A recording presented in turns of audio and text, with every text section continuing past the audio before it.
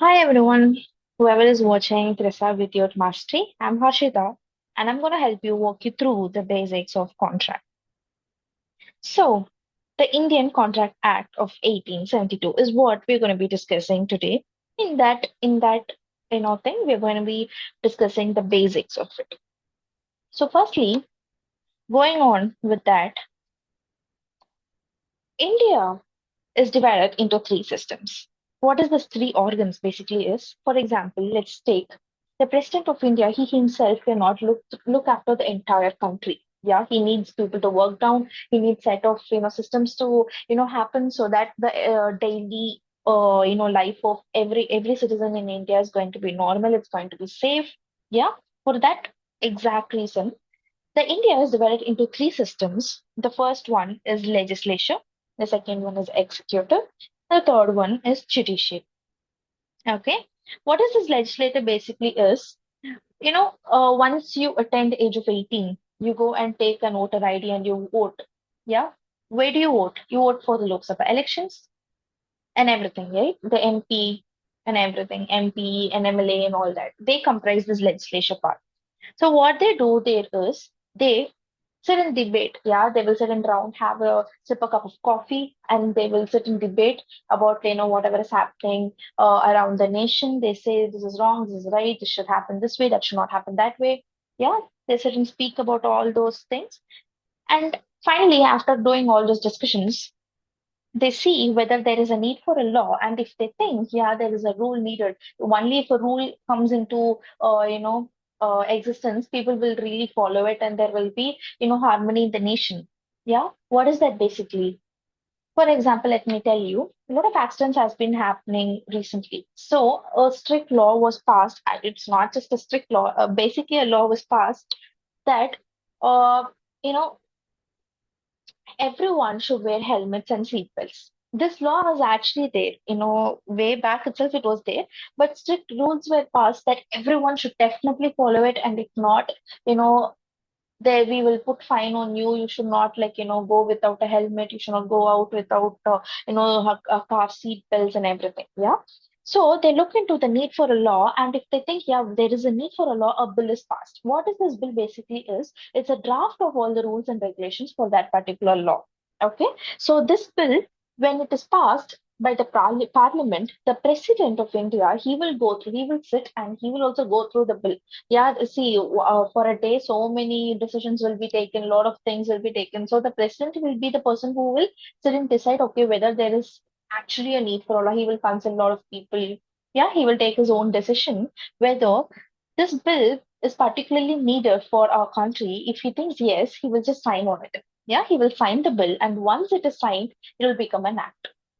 Okay, so for this example, I will tell you, you're sitting and preparing for the exams. Okay, tomorrow afternoon you have an exam, and you're sitting and preparing very hard, and you are like, going through, you're just scrolling some of your Instagram or Facebook, and you come across that, tomorrow the exams are postponed. Yeah, the exams are not gonna happen because, like, so and so reasons. So tomorrow the exams is not postponed. So everyone go chill, stop studying, everyone stop studying. Tomorrow exam is cancelled. That's what you're seeing all through the Instagram, Facebook, Twitter, and everything. Yeah, what you will do then if you see someone is posting that it's postponed? You'll not just go sit back and like relax. No, what you should be technically doing is you should go to the ICA portal and you should check if any official notification has been dropped down. And if yes, okay, fine, just sit back and relax, which barely happens. Okay. And if not, you have to sit back and start studying. If there is no official notification, the same thing is what happening here. Okay. There is a thing called the official gazette. Just like for ICAI, ICAI portal is an official gazette. Just like for the legislature, there is an official gazette where this act will be passed, which will be shared. It will share like how you share like your videos in WhatsApp and everything. It will be shared to the entire citizens of India, and once it is shared to everyone, it should be followed by everyone. It will be abiding. It is abiding to everyone. Okay, that is what this is called as an official act. So a legislature will look for a need for a law, and he will pass a bill that will be signed by the president, and it will become an act, and it will be put down in the official gazetted and it will become an official act. Okay. So there is one more thing I'll tell you.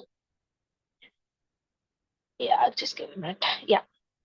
So the act was passed in 1872. Okay, when you saw this, what I technically thought when I was a student was, we got independence in 1947 only. What is this 1872? It's way back. What basically is this act was passed by the British India. What is this British India? Is the British rulers. The British ruled India, right? At that point, which was also called as British India, this act was passed back then. See, back then itself there was a need for contract. Yeah. So it was passed back then, and when still it was in need, it was still in need for the current situation. We are still having it. That's why it is, in the 1870, a lot of acts in India was passed in the British India. Okay, one among us, the Indian Contract Act. Okay, so as you can see in the picture, this is one of the example of the official Gazette of India. Okay, so for example, we'll start off with a scenario. Okay, leaving everything out, we'll just get into the real picture. So there's one person, he's going to an hotelier and he's asking for a plate of idli. Let's just put yourself in a situation. Okay, you're going to a hotel and you're ordering, you want idli, you want those and everything you're ordering. And the person is very sweet and he's saying, yes, sir, of course we have the food, we have everything ready. We can give you, just pay us the money. He's just asking the same way he's asking that person to pay the money. So he is also paying the money. He also paid the food and he's waiting for food. Okay, he paid and he's very hungry. He wants to eat. The money was paid and he was waiting for the food. And suddenly the hotel man is walking in and he's saying, sir, all of a sudden I don't like your face, so I cannot serve you any food. Please leave. Just please get out of my face. He's just saying that. What you will do then? You pay the money and he's saying that he doesn't like your face. What will you be doing? You can't go sit back and be depressed. Oh my God, he doesn't like my face and what am I gonna do? I can't even get an idli with my face. You're not gonna be sit back and depressed, no? That's not what you're gonna be doing because you actually paid for the food and you should be receiving the food. So that is when this act comes in and protects you. This is where there is a need for a law. In our situation, I'm just trying to explain you why this contract has been put into use because there is a need for it. Yeah, there is a need here. That is why exactly why this is one scenario why we need contract act. Okay. And further, I will explain you what actually happened here. There is a lot of technical terms, a lot of legal terms back working in the back of screen. So I will walk you through all that. I just want you to understand why we need contract act. Yeah. So I hope you have understood that. So let's proceed with the next part. Now, coming to the actual scenario. What is a contract? Okay, an offer when accepted with the consideration becomes an agreement.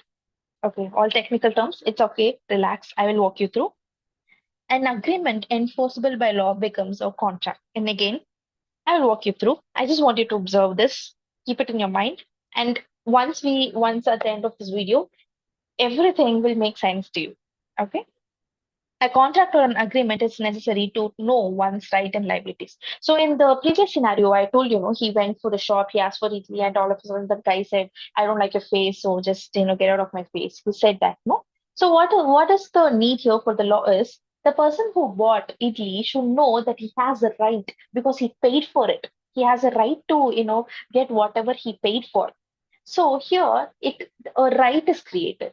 And on the other side of the in a hotelier, he has the liability to serve the food because he received money for it. So a contract act exactly tells you what is the right and liability of you doing a particular thing. You go to a movie theater, you paid for it, you have a right to watch the movie.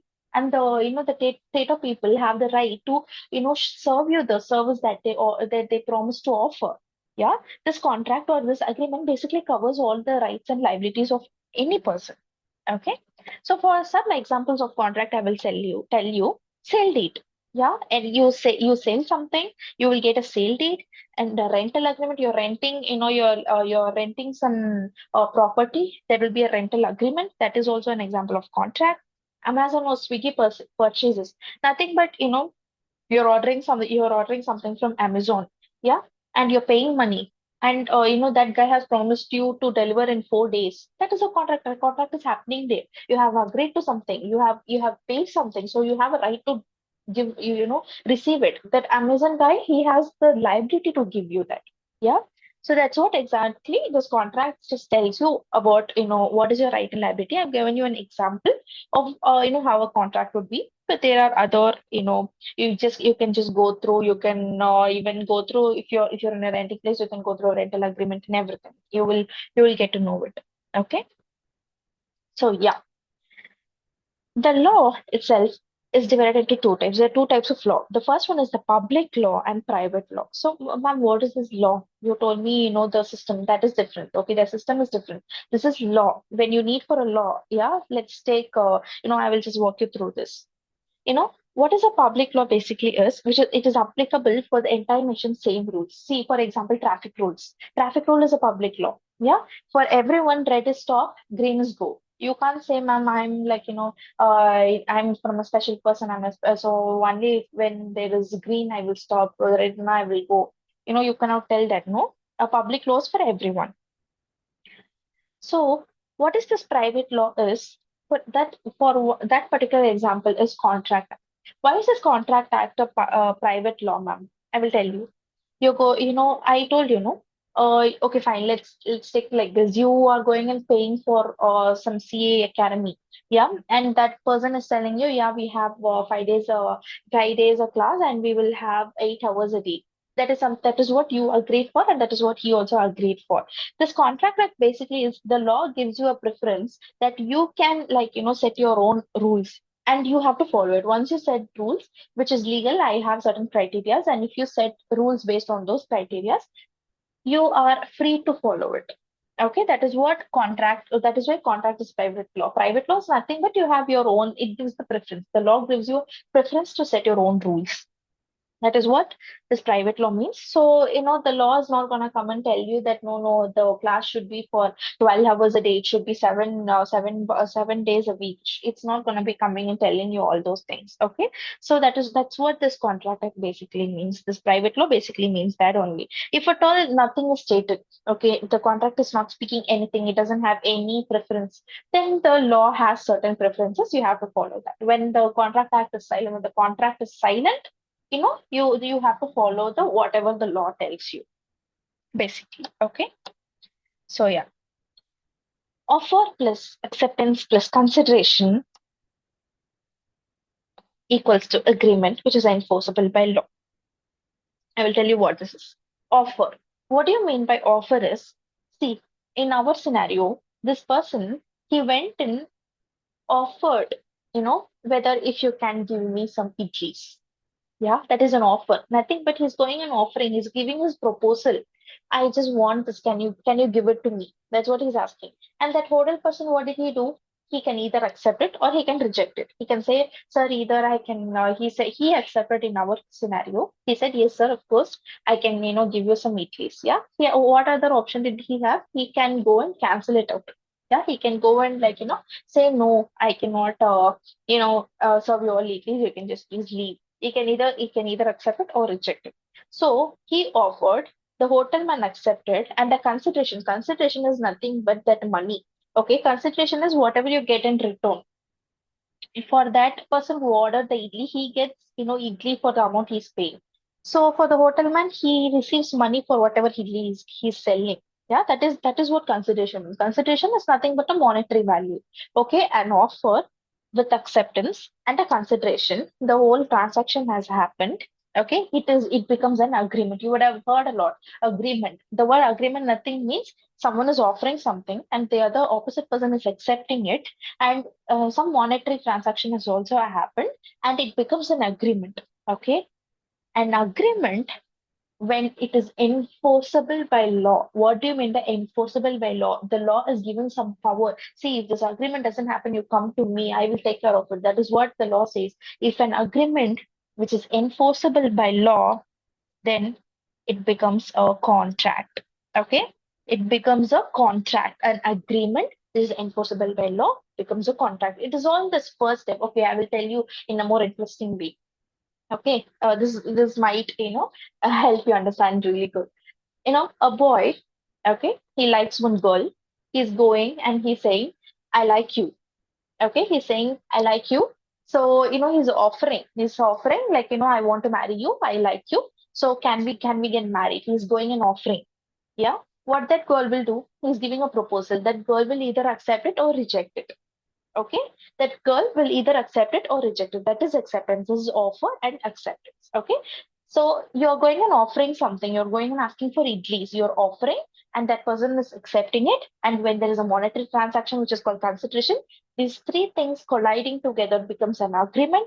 And agreement, when law gives some special powers, it becomes a contract. Okay, what are those special powers? What are the criteria to become a contract and all? We will see it on a later point. Okay, first you have to understand what is the basic and how it flows. The flow of contract is very important. That's what exactly we are aiming in this particular video. Okay, so before proceeding, I want you to understand one thing. Before proceeding into any act, any law, this is more basic. What is this? You would have heard this. Okay, I will tell you. This phi basically is section. This one is subsection and this A is clause. What this is I will explain you with a more detailed understanding. So this is the MCA, you know, this is the MCA portal, the Ministry of Corporate Affairs portal, where you can go through all the acts and rules and everything. So now I have opened the Companies Act of 2013. See, there are a lot of chapters. Yeah. See, like how you have in your book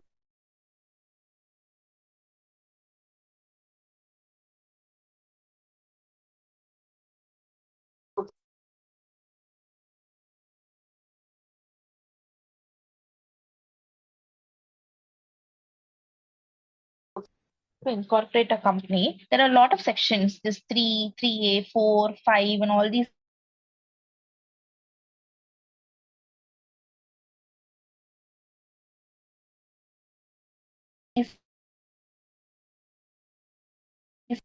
read it.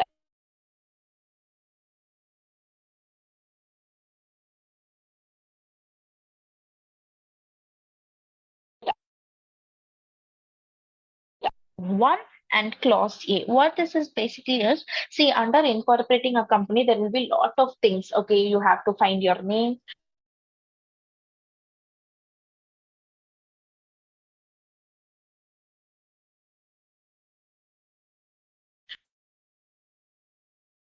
certain rules. The rules are given under this one, 4, subsection 1. And under the rules, there will be some points. Okay, these are the points that you should note. That is given in clause. So, however, I'm just trying to explain you how you should read a section. It is section 4, subsection 1, clause A. And the next one is section 4, subsection 1, clause B. And it goes on. I ignored this 2, 4 and all. It's not relevant. Okay, that's how you should be reading. That's how you should be reading a section. Okay, I was just trying to explain you. This is very basic. Yeah. See, there are a lot of sections, subsection, subsection, and all. We don't need we don't need it. I just gave here for your reference. Okay. Yeah. So coming into the technical terms of it. Okay, the section 2, yeah, clause A deals with offer. Okay. So what is an offer is when one person signifies to another to do or to abstain from doing anything with an intention to obtain the assent for such act of abstinence. What it means is, see, one person offer is nothing but one person asking the other either to do, okay, we can do this or we don't have to do this. It can be both positive and negative, okay. He can ask someone that can we do this also, you can ask, can we not do this also, you can ask. Yeah, so it is both positive and negative.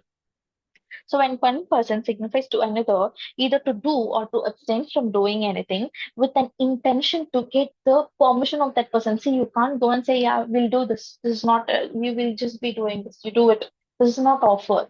What is an offer is basically you go and ask, can we do this? Why do you ask can we? Because you want the permission of the other person. You want that person to also agree with you. That is why we go and make an offer. It is not an order, okay? It is an offer with an intention to get the assent of that person, and whoever is making the offer is called an offerer, and the person who to whom the offer is made is an offeree. In our scenario, the person who's going and asking idli is an offerer, and the person who is receiving who is in the receiving end is the offeree. Okay. An offer is different from an invitation to offer. What is this invitation to offer is basically, you would have seen a lot of advertisements, lot of offers, or you walk into a restaurant and there will be a menu card. Yeah, all that are invitation to offer. What they're telling is you come and make an offer to us. That's what they're basically telling. You see a lot of advertisements. This is so many, there are so many discounts. We have all these discounts going on. You can come and purchase. What they're doing is they're inviting you to make an offer. Okay, they're inviting you to come and make an offer. You come and ask us whatever you want. That's what they're basically trying to say. For an invitation to offer is menu card advertisements and all. They're invitations to offer. The next section is 2B, section 2 and clause B, which is acceptance. Okay, when the person is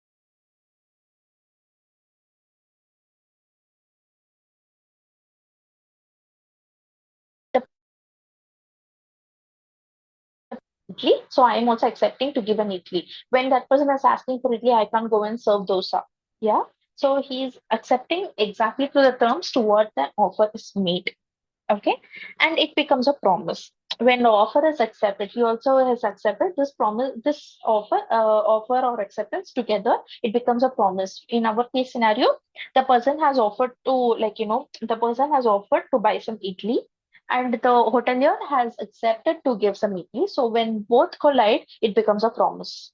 Okay, so here in the Australia, we call it a promiser and promisee. So what is this promiser? The promiser is someone who makes a promise. Who's making a promise here? The hotelier is making a promise that he will serve the idlis. Okay, the promiser and promisee. And the consideration, as I told you, some monetary value. There is nothing but, a monetary value can be in any way. It can be a money, property, can be a service, it can be a work performance. Okay, or it can also be a promise or to not to do something. Okay, any value that you're giving. Okay, any monetary value that you're giving to a particular transaction is called consideration. Consideration is getting anything in return. Okay, I am doing something. I would not do something like, if I don't get in return, unless I'm doing a social service, I would want something in return, right? I am doing something like, I'm going and working for someone. I need them to pay me money. I need it. And that person to whoever I'm working, they need some service. So that's why I'm working. You also get something, I also get something. That's what this consideration basically means. Okay. Without consideration, there is no contract. You can't say, ma'am, I will just go. I will offer idli. Like that person will also give me idlis. But Anna, I don't want to pay any consideration. You will also not needing any consideration. Then that's not a contract. Still, we have some exceptions. Okay, there are some situations where even without any consideration, that is still taken as a contract. But to that we'll come later. So basically, without any consideration, there will be no contract. Okay, that's what it technically means. So in our example, I will make it clear once again. So this person is an offerer. This person, whoever has offered to buy, sorry, or offered to give you idlis, is he is an offeree. Yeah, to because to him only an offer is made. Coming to acceptance, yeah, this person, whoever has promised to give idli is a promiser, and this person to whom that promise is made is a promisee. Okay, this money, this thing is a consideration. Okay, so this is what basically this is a basic, very, very basics of contract. So yeah, I think I try to explain you as that as possible to understand basics, because you can just think what she has explained for so long, all these things. It's because this is very, very basic. Without this understanding, the entire chapter is not going to help you. Okay, you have to understand. If you don't understand, you can get back to me, and also you can also go through the slides. I think it will be very useful for you. Yeah. It's okay. Thank you.